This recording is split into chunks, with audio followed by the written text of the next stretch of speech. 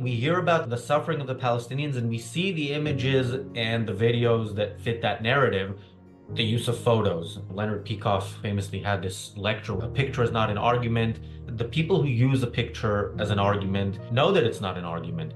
They just know that if they made their argument, that would be insufficient to convince rational people. And they also are very selective. So you'll see pictures of dead Palestinians. You'll see pictures of the ruins of buildings without the context of, by the way, Israel made sure everybody, including potentially terrorists, got out of that building before that building was hit.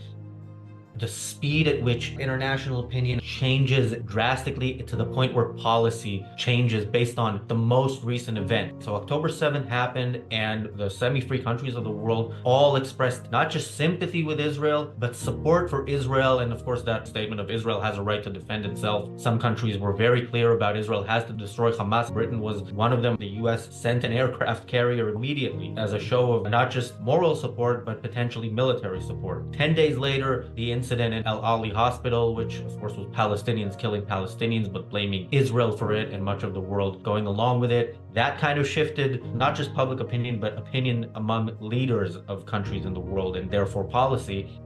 What propagandists are now calling the Flower Massacre, because that has a nice ring to it. This was portrayed in a certain way that affected policy to the point of this propaganda has brought in tens of millions of dollars of aid. The US also decided to start dropping aid on Gaza from above. Nobody has a principled stance on this, by the way, including Israel.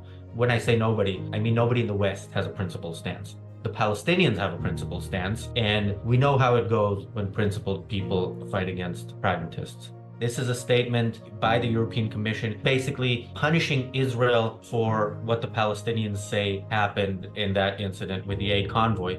There were countries that said they're going to stop funding UNRWA. This is the European Commission for now that is back to funding UNRWA. The European Union Commission said something about being satisfied by UNRWA looking into things, which of course is bullshit. The fact that they put that in the statement contrasts them with Spain and Ireland, whose response to the scandal was to make a statement of continued funding or increased funding. Ireland, of course, big supporters of Palestinian terrorism.